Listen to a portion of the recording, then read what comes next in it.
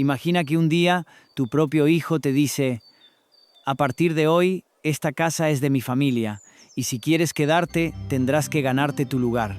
Eso me dijo a mí en la casa que yo mismo compré, y lo que vino después fue una batalla silenciosa, con leyes, papeles y un final que nadie esperaba. Suscríbete y activa la campanita para que podamos seguir contándote historias reales que te harán pensar 2 veces antes de confiar tu hogar. Me llamo Ramiro López, tengo 81 años y nací en Salamanca, España. Mi vida entera estuvo marcada por el olor a cal, cemento y madera. Fui albañil desde los 15 años, levantando paredes bajo el sol y techos bajo la lluvia. No hice fortuna, pero trabajé lo suficiente para que nunca nos faltara un plato de comida. Después de jubilarme, seguí haciendo arreglos pequeños, cambiar una puerta, pintar una fachada, reparar una ventana. Con los años y la disciplina, logré ahorrar lo justo para cumplir un sueño, darle a mi hijo menor, Javier, una oportunidad de vivir mejor. Javier y su esposa Lucía alquilaban un piso en Zamora. Pero la vida, ya se sabe, a veces aprieta hasta que corta. El casero subió la renta, el jefe de Javier le retrasó el sueldo y en menos de 2 meses se vieron al borde del desahucio. Yo conocía muy bien esa sensación de inestabilidad. De joven, cuando mi padre murió, mi madre y yo tuvimos que dormir varias noches en la trastienda de una panadería amiga. Por eso, sin pensarlo demasiado, tomé una decisión. Vendí mi vieja casa en las afueras y junto con mis ahorros compré una vivienda más grande, con 3 habitaciones y un patio interior. Mi idea era sencilla: vivir juntos, compartir gastos y cuidarnos mutuamente en esta última etapa de mi vida. La mañana de la mudanza me levanté antes del amanecer. Preparé café recién molido y calenté unas magdalenas que había comprado en la pastelería del barrio. Cuando Javier y Lucía llegaron con sus maletas, los abracé con fuerza. Aquí vamos a empezar de nuevo, les dije. El olor a pintura fresca todavía flotaba en el aire y el patio estaba limpio como una página en blanco. Por un instante creí que había hecho lo correcto, que esa casa sería un refugio de paz. Pero por la tarde, la realidad me golpeó como un ladrillo lanzado desde una azotea. Cuando volví del mercado, encontré una furgoneta estacionada frente a la puerta. 3 hombres descargaban un sofá, 2 mujeres bajaban bolsas de ropa y un chico joven traía una jaula con un loro que chillaba como si estuviera protestando por la mudanza. Entre las caras reconocí a la madre de Lucía, doña Carmen. Detrás venía su marido, 2 hermanos de Lucía y una tía que apenas había visto en las fotos de bodas. ¿Qué pasa aquí?, pregunté, aunque en el fondo ya intuía la respuesta. Lucía, sonriendo como si fuera lo más natural del mundo, me dijo: van a quedarse unos días, hasta que se acomoden. No fue una pregunta, fue una declaración. Aquella primera noche, el sofá del salón quedó convertido en cama. El padre de Lucía instaló un televisor portátil en la mesa del comedor para no molestar en el salón, pero terminó monopolizando todo el espacio. Los hermanos de Lucía dejaron sus bicicletas en el patio, bloqueando el paso a la pila de lavar. La tía ocupó una de las habitaciones libres y empezó a reorganizar la cocina a su gusto. En solo 2 días, el orden que había imaginado para mi nueva vida se convirtió en un caos lleno de voces, olores de comida recalentada y puertas que se cerraban con brusquedad. Y lo peor no era el ruido, sino el cambio en mi hijo. Javier evitaba mirarme a los ojos. Apenas hablaba conmigo, y cuando lo hacía, sus palabras parecían ensayadas para no incomodar a Lucía. Hasta que una tarde, mientras yo reparaba una bisagra en el patio, me lo dijo: «Papá, entiéndelo. Esta casa ahora es de mi familia. Si quieres quedarte, tendrás que ayudar en todo lo que se necesite aquí». No respondí. Solo apreté el destornillador en mi mano y sentí el metal frío como un recordatorio de que, a veces, el silencio es más fuerte que un grito. El segundo día amaneció con un murmullo denso que parecía venir de todas partes a la vez. El televisor del comedor sonaba a un volumen que habría despertado a un muerto. Alguien batía huevos en la cocina con una energía que solo puede tener quien no piensa en los demás. y en el patio una bicicleta raspaba el azulejo cada vez que el viento la movía. Yo me senté en el borde de la cama, respiré hondo y recordé lo que mi padre decía cuando las obras se enredaban y todos gritaban órdenes distintas. El que pierde la calma, pierde el mando. Salí a preparar mi café. En la encimera había una montaña de platos, un bol con salsa reseca y una olla con arroz pegado al fondo. Busqué mi taza, la blanca con una grieta finísima junto al asa, un recuerdo de la mano torpe de mi nieto cuando todavía venía a verme los domingos. No la encontré. Miré en el escurreplatos, en el mueble de arriba, incluso en el cubo de basura. Desaparecida. En su lugar, una taza verde chillón con la frase «El que no comparte no convive». La tía la dejó ahí a propósito. Pensé, como quien clava una banderita. No dije nada. Preparé el café en una jarra de cristal y me lo llevé al patio. El cielo de primera hora, despejado y frío, tenía ese azul que concede unos minutos de dignidad a cualquier hombre. Me senté en una silla de plástico. La puerta se abrió de golpe. Ramiro dijo doña Carmen, «Sin buenos días, ¿puede traer 2 garrafas de agua de la tienda? Se nos ha acabado». La miré despacio. Era la primera orden del día, y todavía no había dado un trago a mi café. Hoy no respondí. «Me duele la espalda. Que vayan los muchachos».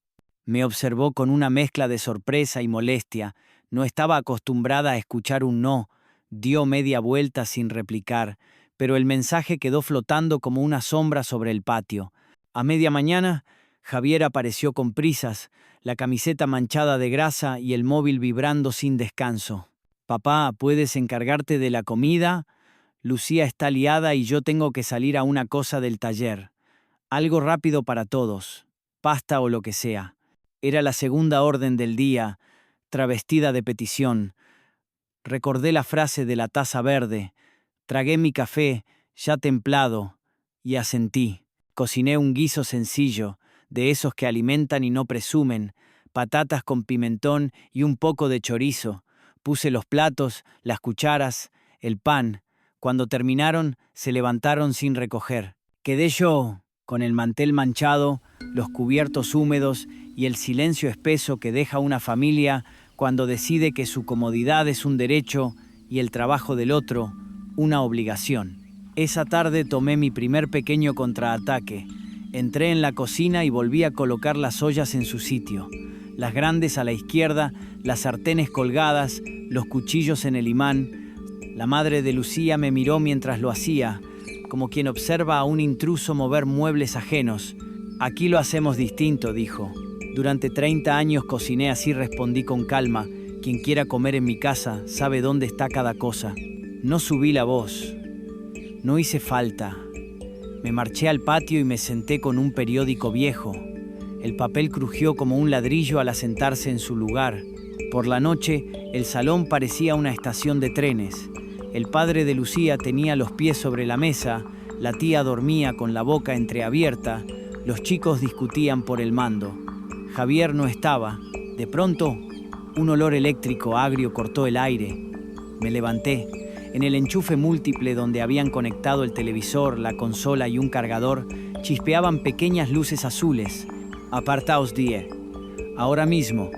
Desconecté el alargador, quité el polvo negro con un paño húmedo y revisé la clavija.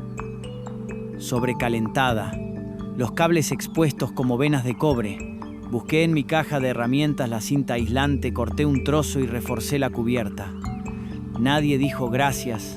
Fue mi primer aviso de que no solo estaban ocupando mi casa, también la estaban volviendo peligrosa. Al día siguiente decidí madrugar más que la costumbre. A las 7 ya caminaba hacia la plaza. Compré pan candeal, saludé al kiosquero y en lugar de regresar, tomé la calle de la notaría. No entré. Me quedé frente a la fachada, leyendo con los ojos la placa dorada. No había llegado la hora, pero necesitaba que el lugar me reconociera como un viejo amigo al que pronto pediré un favor serio. De regreso me crucé con mi vecino, el señor Mateo, jubilado de correos. «Te veo más delgado», Ramiro me dijo. «¿Todo bien?» «Todo en orden», mentí. «La casa está más llena que nunca». «Pues que no te falte la voz», respondió. «Las casas llenas sin voz se vuelven vacías de respeto. Me guardé esa sentencia como quien guarda un clavo derecho para el momento exacto en que hace falta. Dentro, las cosas habían cambiado otra vez. La tía había extendido una colcha en el sofá. La madre de Lucía movió mi reloj de pared del comedor a la cocina para que esté donde se cocina, que es el corazón de la casa. No era un reloj cualquiera, era el reloj de mi padre, el que sonaba cada hora con un golpe seco, un martillo que resonaba no en el metal, sino en la memoria. Lo bajé con cuidado y lo devolví al clavo del comedor. Aquí marca el paso de mi tiempo, dije. Nadie contestó. Pero sus ojos hablaban un idioma de fastidio que yo entendía perfectamente. Los días siguientes fueron una sucesión de pequeñas embestidas. Uno de los hermanos de Lucía dejó su casco de moto en mi silla de la terraza. Lo quité y coloqué la silla mirando a la calle, como he hecho siempre. La tía guardó el aceite en un armario distinto y lo etiquetó con rotulador como común. Compré una botella y la guardé en mi cuarto, dentro de una caja de madera que antes ocupaban mis cartas. No por mezquindad, por frontera. Una mañana, al abrir la puerta de mi habitación, encontré mi armario entornado. Revisé. Todo parecía en su sitio, menos la carpeta de documentos donde guardaba facturas, recibos y la fotocopia de la escritura. Estaba más al fondo, ladeada. Volví a colocarla delante y añadí un candado pequeño del mercado. No era gran cosa, pero era un gesto. La casa es de quien la defiende, pensé, no de quien la ocupa. Aquella misma tarde llegó el primer golpe que no vi venir. El timbre sonó con insistencia y 2 golpes de nudillos contra el portal. Abrí. Era un hombre con chaleco del ayuntamiento y una carpeta con formularios. Buenas tardes. Venimos por una queja de ruidos continuados y por el vertido de agua sucia al patio comunitario. También ha habido aviso por humo en horario de descanso. Le pedí que pasara. En el patio, la bicicleta se apoyaba en la pila, el cubo de fregar olía a lejía y el tendedero estaba lleno de toallas. La madre de Lucía apareció con el ceño fruncido. Nos están acosando los vecinos, dijo. Les molesta todo. Viven para quejarse. El funcionario me miró a mí como al propietario. Señor, necesitamos su firma aquí. Es un apercibimiento, no una multa, pero si se repite, habrá sanción. Respiré, leí los papeles, firmé, porque el papel no estaba para discutirlo. Cuando el funcionario se marchó, me quedé un segundo mirando el patio. El cubo de agua sucia tenía un chorro verdoso que resumaba hacia la rejilla de desagüe. Cogí la manguera y limpié la zona hasta que el suelo quedó sin olor. Después entré al salón. A partir de hoy dije, se acabaron la licuadora a la hora de la siesta, la música a toda voz y esas parrilladas espontáneas. Y nadie, absolutamente nadie, tira agua sucia por el patio común. Si hace falta pongo un horario en la nevera. No eres quien para mandar, soltó el hermano mayor de Lucía. Sí lo soy, respondí. Soy quien paga el apercibimiento si llega la multa, y soy quien responde ante el ayuntamiento. Silencio. El tipo bajó la mirada un momento y volvió a levantarla con una sonrisa torcida. No dijo nada más, pero el mensaje se había clavado como un clavo bien puesto. Al tercer día de esa visita sucedió el primer sobresalto que de verdad cambió la respiración de la casa. Una chispa, un olor a plasticazo caliente, un grito corto. Corrí a la cocina, la tostadora, nueva, y de esas que parecen invencibles, echaba humo por un lateral. Sobre la mesa, un mantel de plástico empezaba a ondularse por el calor. La tía, paralizada, lucía buscando un paño. Abrí el cajón, desenchufé la tostadora, arranqué el mantel de un tirón y lo tiré al suelo. El humo subió como un telón gris. Abrí la ventana del patio. Respiré. Nadie sabía qué hacer. Cogí el extintor pequeño que yo había colgado semanas antes, ese que se reían de ver en una casa, y lo dejé a mano. No hizo falta usarlo. Cuando el aire se aclaró, miré la clavija, quemada. Miré el enchufe múltiple, viejo, agrietado, cargado hasta lo absurdo. Si queréis vivir aquí, dije sin levantar la voz, aprendéis mis reglas o aprendéis a pedir perdón a los bomberos. Elegid. Lucía apretó los labios. Doña Carmen alzó la barbilla.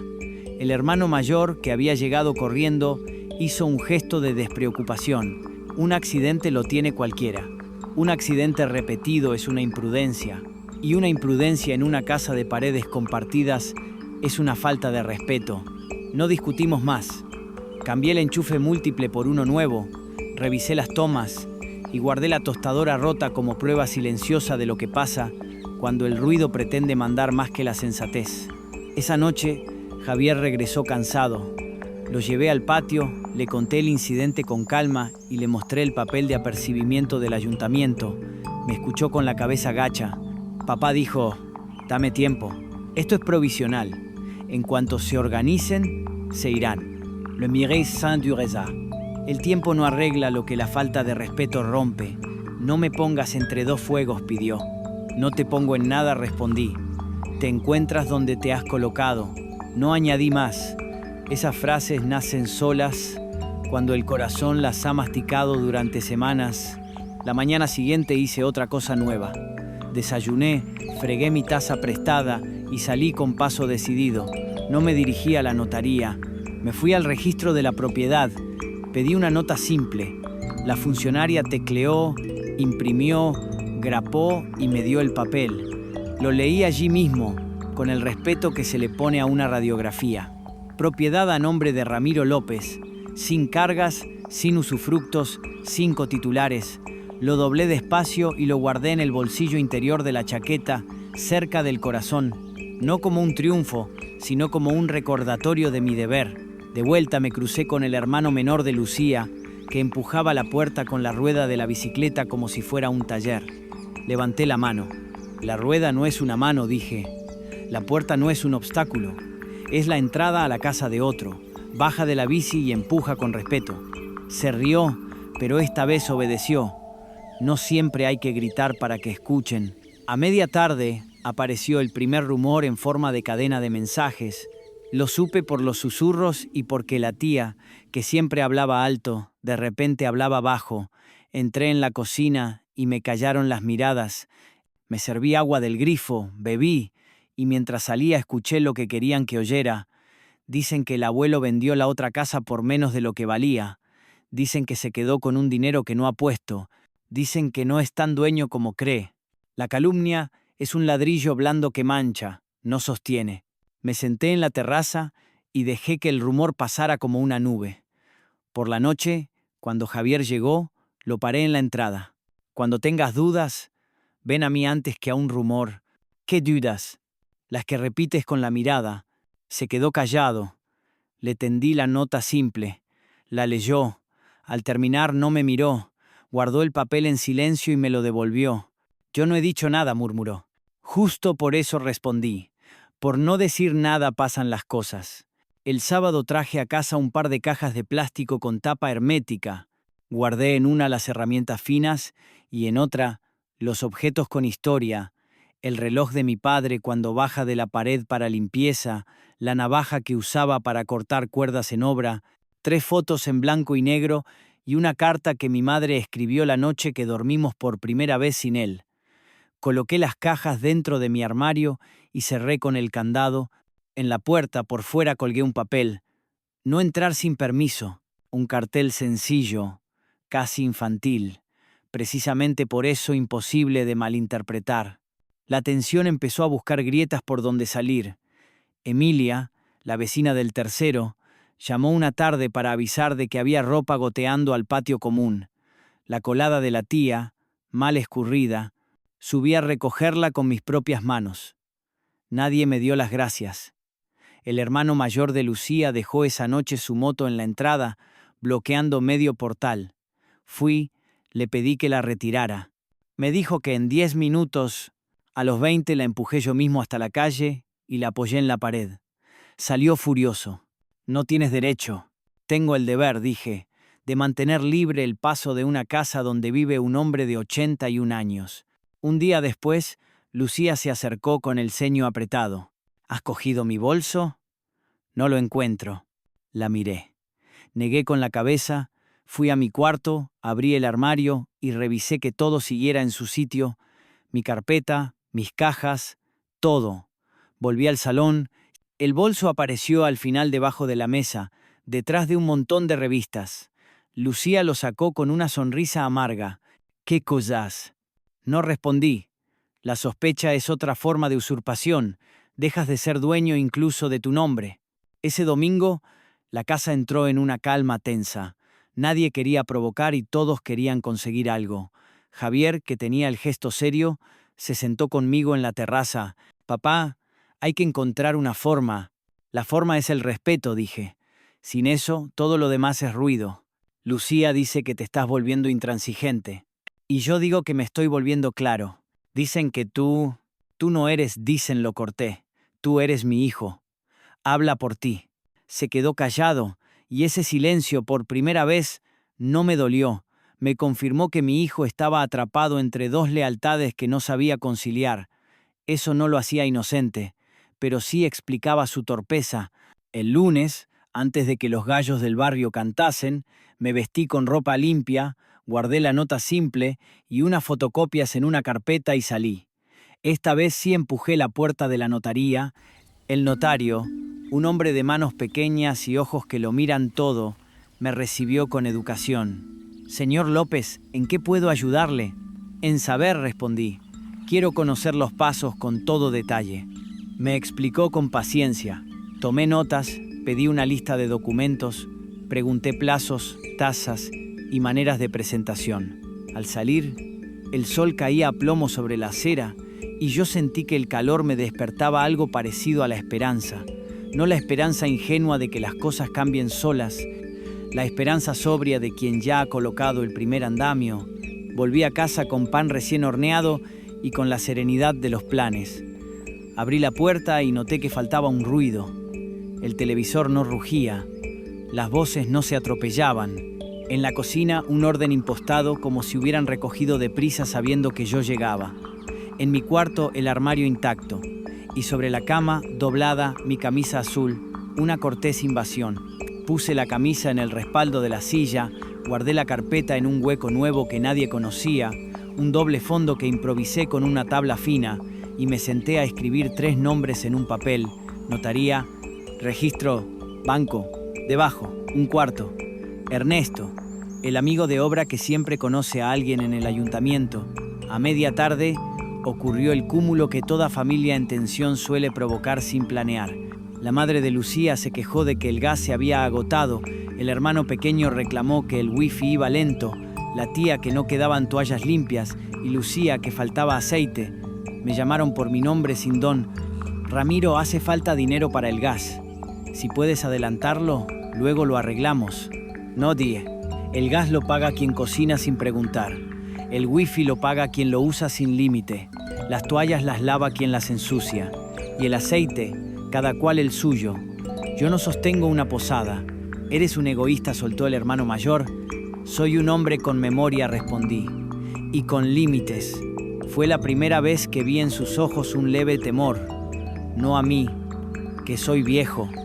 A mis límites, que son nuevos. Esa noche, la casa durmió torcida. Cada uno en su esquina, cada uno vigilando el gesto del otro. Yo, por mi parte, dormí como cuando después de una jornada de obra, el cuerpo sabe que el muro está a plomo. No porque se haya terminado, sino porque ya no se cae. Al amanecer, antes de que nadie saliera de sus habitaciones, hice algo deliberado. Puse la mesa del desayuno para uno, café, pan, un poco de queso, una mantita individual. Comí en silencio, recogí lo mío y dejé la mesa limpia, brillante. Cuando empezaron a levantarse, cada cual buscó su taza, su plato, su lugar. No encontraron nada, ni migas, ni olores, ni gentilezas. Encontraron mi ausencia servida en bandeja. No dije que iba a ser siempre así, pero todos lo entendieron. Al cerrar la puerta para salir a la calle, me detuve un segundo. La casa no era un sitio, era una decisión que hay que tomar todos los días. Y yo acababa de empezar a tomarla a mi favor. El primer alto serio llegó al final de esa semana. Llamaron otra vez del ayuntamiento, no por ruido, sino por una inspección rutinaria del contador de la luz, con aviso de consumo inusual. Acompañé al técnico hasta el cuadro. Lo abrió, tomó nota, frunció el ceño. Aquí hay demasiados aparatos enchufados a la vez, señor, dijo, y este diferencial no es el adecuado para tanta carga. Asentí. El técnico se fue dejándome un papel con recomendaciones. Entré en el salón y los reuní a todos. Hoy mismo cambiaré el diferencial. Y desde ya, nada de cargadores enchufados toda la noche. Quien necesite batería, que lo haga durante el día. Si no, bajamos la palanca y se acabó la discusión. No eres nuestro padre, dijo el hermano mayor. Soy el dueño de la casa que os alberga, respondí. Y con eso basta. Aquella tarde, mientras cambiaba el diferencial con la precisión aprendida en 1000 arreglos, entendí que mis gestos estaban construyendo algo que se parece mucho a la autoridad. La clase de autoridad que no nace del grito, sino del cuidado. El cuidado por la casa no es cariño al ladrillo, es respeto a las personas que vivirán dentro tras de ti. Cerré el cuadro, comprobé que todo funcionaba, y me permití un lujo, una siesta breve, de esas que te colocan el corazón a ritmo de martillo noble. Al despertar, escuché risas bajas. No eran risas contra mí, eran risas nerviosas, las de quien comienza a medir sus propios pasos, porque sabe que la alfombra ya no amortigua. Al caer la tarde, toqué la madera del reloj de mi padre. Sonó la hora justa. Apreté el marco, como quien palpa el pulso a un enfermo que empieza a mejorar, y me dije en voz baja, para no olvidarlo nunca: no se trata de echar a nadie, se trata de que nadie te eche de ti. Y con esa frase clavada detrás de los ojos, saqué del bolsillo la lista de la notaría, la doblé en 4 y la guardé junto al carnet de identidad. Llegaría el momento, y cuando llegara no habría que improvisar. El lunes amaneció con una calma sospechosa. El silencio en la casa no era paz, era esa pausa tensa antes de que se rompa un vaso. Salí de mi cuarto y la primera señal de que algo se estaba gestando fue encontrar la puerta del patio medio cerrada, con las bicicletas apoyadas contra ella. Las moví con cuidado, dejándolas alineadas en la pared. No quería guerra todavía, pero tampoco iba a dejar que mi propia casa se convirtiera en un trastero. En la cocina, la madre de Lucía y la tía cuchicheaban mientras cortaban verduras. Cuando entré, dejaron de hablar, como si hubieran apagado un interruptor invisible. Serví mi café y, sin pedir permiso, me senté en la cabecera de la mesa, mi sitio de siempre. La tía me miró con una sonrisa falsa y dijo: «Estamos pensando en reorganizar los cuartos para que estemos más cómodos». Era una frase simple, pero escondía dinamita. No hacía falta que me explicara que reorganizar significaba sacarme de mi cuarto y meterme en un espacio más pequeño, o tal vez en el sofá del salón. Bebí un sorbo de café, dejando que el silencio trabajara por mí, y respondí: «Los cuartos se quedan como están, y si alguien quiere más espacio puede buscarlo fuera». No levanté la voz. No lo necesitaba. La tensión ya estaba servida. Ese mismo día, Javier llegó antes de lo habitual. Lo noté inquieto. Se metió en la cocina, habló unos minutos con Lucía y luego vino hacia mí. «Papá, tenemos que hablar». «Siempre que quieras, hijo». Lucía piensa que podría ser más flexible. Son solo unos cambios para que todos estemos bien. Yo ya estoy bien. Los que no lo estén, que se acomoden sin mover mis paredes. Vi en su rostro esa incomodidad que mezcla la vergüenza y la rabia contenida. No contestó, pero sé que fue a contárselo todo a Lucía. La guerra silenciosa continuaba. Al día siguiente, mientras fregaba el patio, escuché un ruido metálico en mi cuarto. Corrí y encontré al hermano menor de Lucía hurgando en mi armario. Tenía en la mano una de mis cajas de plástico. «¿Qué haces?», pregunté con un tono que ni yo recordaba haber usado en años. Solo buscaba una llave inglesa. Las herramientas no se tocan sin pedir permiso, y mi cuarto no se abre sin que yo esté presente. Le quité la caja, la guardé y cerré el armario con el candado. Él murmuró algo que no quise entender, pero vi cómo se mordía el labio. Era la primera vez que me encontraba de frente con una de sus invasiones y no retrocedía. Ese jueves, cuando salía hacia el mercado, me crucé con mi amigo Ernesto, el del taller de carpintería. «Ramiro, ¿te acuerdas de cuando en la obra había que parar todo para que pasara la grúa?», me dijo sonriendo. «Claro que sí. Pues a veces hay que parar la vida para recolocar las piezas antes de que todo se caiga». Me quedé pensando en eso mientras compraba pan y fruta. Tenía razón. Yo estaba parando muchas cosas en mi vida, no para detenerme, sino para recolocar lo que me pertenecía,